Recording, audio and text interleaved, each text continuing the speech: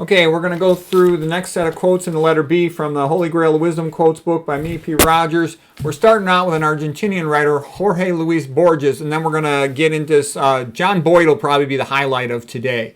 Okay, so Borges says, all that happens to us, including our humiliations, our misfortunes, our embarrassments, they're all raw material for our writing, like clay that we use to shape our art. And I think that's true, that if you want to be a writer someday, keep a journal of interesting events in your life, because when you feel the emotions, when you and a girlfriend split or whatever it is, you'll be able to capture them more accurately.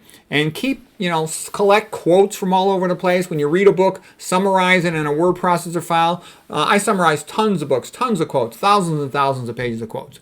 Okay, it's nice to have that available. I know that they pop up and they're useful for, when I give a talk. They just catch the mood. Okay, Borges continues, if I were asked to name a chief event in my life, I should say my father's library. Yeah, that's one of the best things a father could do, is give a son an example of being a hard worker as a role model and also being a reader. Because if you read, you can read your way out of a lot of problems. I mean, there are a lot of problems too. You can't fix the reading, but there are a lot that you can. Okay, Borges continues, the microscope and the telescope are extensions of sight. The telephone is an extension of voice. The book is an extension of memory and imagination. Yep. Okay, when writers die, they become their books, which is, after all, not too bad of an incarnation. The original is unfaithful to the translation. That's two bald men fighting over a comb. It's easier to remember verse than prose. Regular verse is, so to speak, portable. Yeah, so Cicero had said that too. If you want to make the most important part of your case, you should make it into a rhyme. Rhyme is like a magnet for the ear. And everybody remembers the O.J. Simpson trial. If the gloves don't fit, you must acquit. So the rhyme, it really sticks, okay? Okay, here's a quote by a guy named George Barrow. He says, every dog has his day, and mine has been a fine one. Dion Boucicault, he said, men talk of killing time when it is time that kills them. Paul Bourget, ideas are to literature what light is to painting. George Box, now this is a very useful quote. All models are wrong, but some are useful.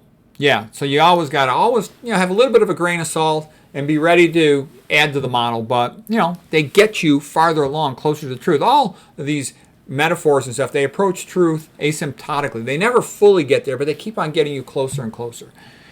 George Box, just as the ability to devise simple but evocative models is the signature of a great scientist, so over-elaboration, over-parameterization is often the mark of mediocrity. Yeah, I would totally agree with that. Like if you talk to a bullshit artist, they'll say, in order to understand medical papers, you really need to know statistics well.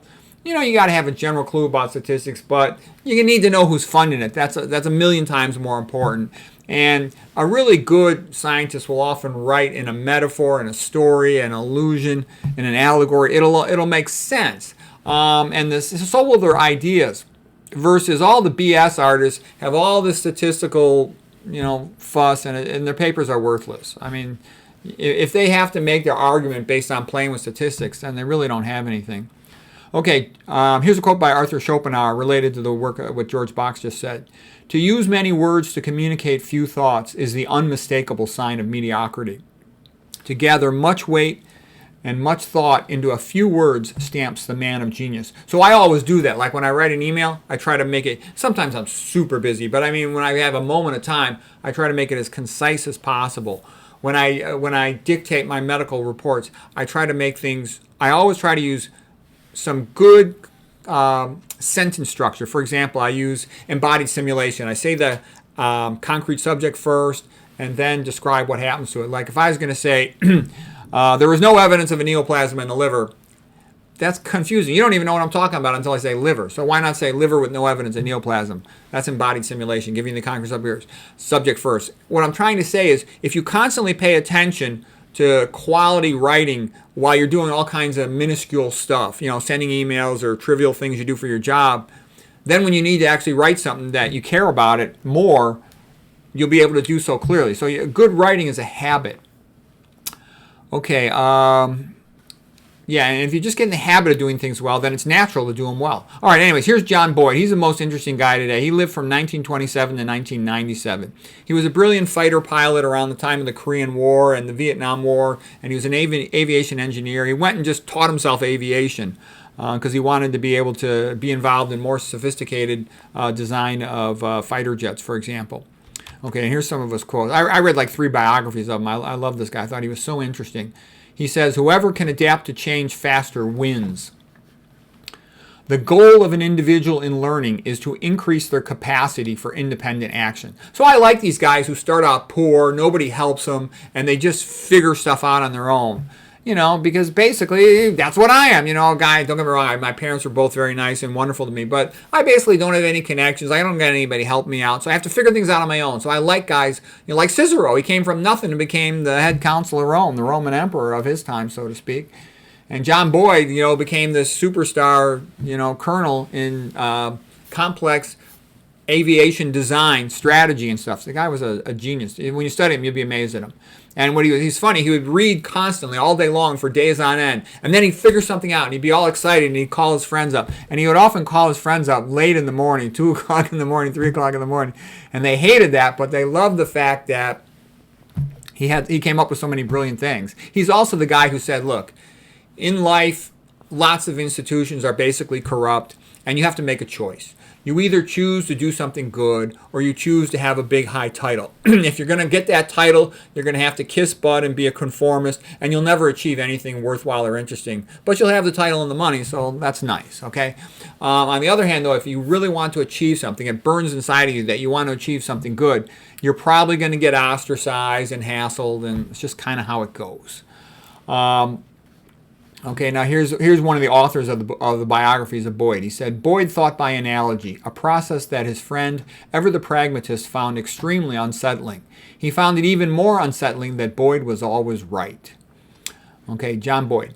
If you want to understand things, take it out to extremes or examine the opposite. And that's what I told you about a lot of these nutrition phonies. All you got to do is look at what they're saying, and you'll see giant contradictions in it. And when there's a giant, obvious, major contradiction, then they're bullshitting you. Okay? All right. Yeah, let's see. Always ask yourself, too, could the opposite be true? That helps you to figure out complicated things. Because I spent a long time trying to figure out really complicated things that I would just study and read, 6 months on end, day after day, trying to, break open the problem. Why is this such and such a way? And Boyd helped me to do that. I felt after I read Boyd's books, I got smarter. What are some of the other things? Turn the situation around backwards.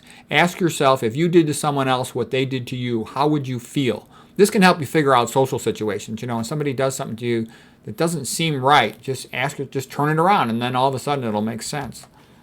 A lot of times it's because they don't like you, or they're jealous of you, they're resentful of you, whatever.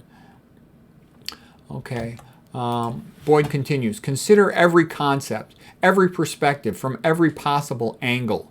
Throw the topic to colleagues for discussion. I found that very helpful. When I got an idea and I'm kind of wrestling with it and I can't quite get a hold of it, I run it by some of my friends, some other doctor buddies, and very often they'll hit on the key point. And then once they've done that, then I'll get it, or at least I'll know what I have to read next. Plus, once I figure something out, I like to call one of my doctor buddies, because I know from a lot of experience, as soon as I have a conversation about it, it helps my brain to file that information away more accurately. And I just have it. If I only figure it out and then I get busy doing stuff and I don't do anything else, I might lose that information. But also, if I got a pen and paper, I will write it down. I'll write it down on a note card somewhere. Like, I'll write notes to myself. And that'll summarize it. That'll make sure I look at it later. I'll throw those note cards in a pile, and I'll go back and read about them sometime later in the week when I get some free time. But I also like to have that conversation, because quite often, too, the person will have a little reflection point idea about it. And again, that'll get me to see it more clearly. From experience, I know this works. These are the habits that have helped me the most. Boyd describes a strategic 3-part thinking process. Construction is the first part. Construction involves building a theoretical model of reality. The second part is destruction, and throws away the parts of the old model that are shown to be incorrect or out of date. The third part is synthesis, which involves combining other domains to create something new and better. Okay, that's not that great of an explanation, but it's called the OODA loop. You could even look it up, OODA loop. From John Boyd. But that was basically his idea, that you constantly are observing and you have a working model of reality. But you keep on taking in that new information, and when it contradicts your old model of reality, you make a new one. And you have to be ready to keep on adapting quickly to any type of change. And that ability to adapt quickly, that makes you a more powerful thinker. So anyways, I learned a lot from John Boyd. I hope you found that interesting.